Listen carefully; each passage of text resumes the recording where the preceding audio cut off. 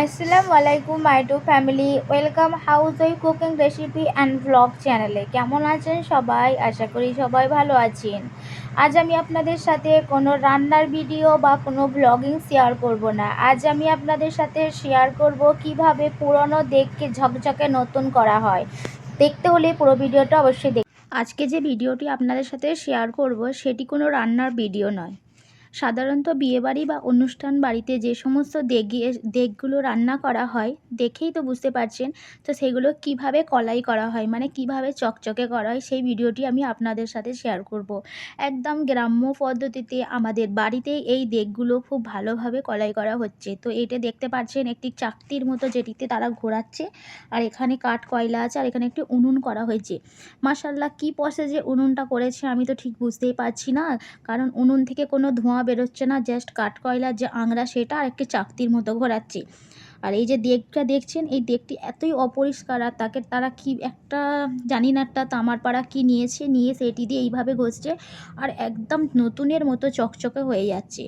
এটা বছরে একবার করে আমাদের বাড়িতেই করা হয়। খুবই সুন্দর একটি জিনিস, দেখেই বুঝতে পারছেন। তাই ভাবলাম আমি আমার ইউটিউব ফ্যামিলিদের সাথে এটি শেয়ার করি। তাই আমি আপনাদের সাথেও এই ভিডিওটা শেয়ার করছি।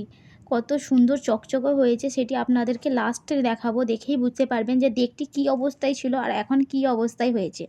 এই দেখে নিন ফ্রেন্ড, এখানে দেগটি একদম সুন্দরভাবে ক্লিন হয়ে চকচকে হয়ে, যাকে আমরা বলি হয় দেগ কলাই করা হয়ে গেছে।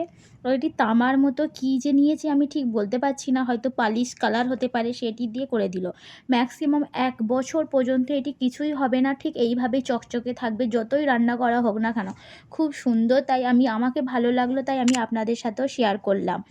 দেখেই বুঝতে পারছেন কতটা নিউ লাগছে, কতটা সুন্দর লাগছে। আর প্রথমে কী অবস্থায় ছিল, আর একবার প্রথমেরটা দেখিয়ে দিই, দেখে নিন প্রথম কী অবস্থায় দেগটি ছিল আর এখন কী অবস্থায় হয়েছে। আর ফ্রেন্ড, আমার ভিডিও যদি আপনাদেরকে একটু ভালো লেগে থাকে প্লিজ অবশ্যই লাইক করবেন, কমেন্ট করবেন, শেয়ার করবেন। আজ আমি আপনাদের সাথে একটি ইউনিক বলতে পারেন, ভিডিও নিয়ে হাজির হয়েছি। কোনো ব্লগ নয় বা কোনো রেসিপি নয়। এই যে কাঠকয়লা দিয়ে ওরা এইভাবে চাকতির সাথে ঘোরাচ্ছে, আর ওইখানে উনুনটি যে জ্বলছে সেটি খুব ভালোভাবে উনুনটি দিয়েছে।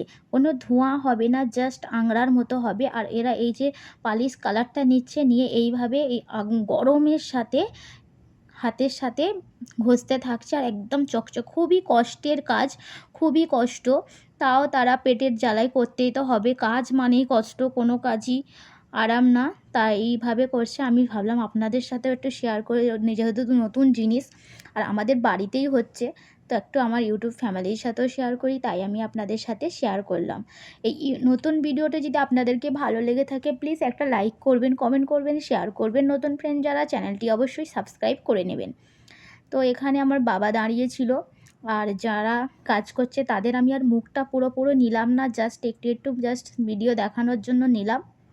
এই দেখে নিন কতটা সুন্দরভাবে চকচকে হয়ে গেছে। 1 বছর এই দেগিতে যতই অনুষ্ঠান হোক না কেন, যতই বিয়েবাড়ি হোক না কেন, কিছুই হবে না, এইভাবে চকচকেই থাকবে। প্রতি বছর অন্তর অন্তর এই কালারটি করাতে হয়, না হলে দেগটি নষ্ট হয়ে যাবে। তাই তো আমি ছোটোবেলা থেকেই দেখে আসছি এইভাবে, তাই আজকে একদম কাছেই ছিলাম, তাই ভাবলাম আমার ইউটিউব ফ্যামিলিদের সাথেও শেয়ার করি।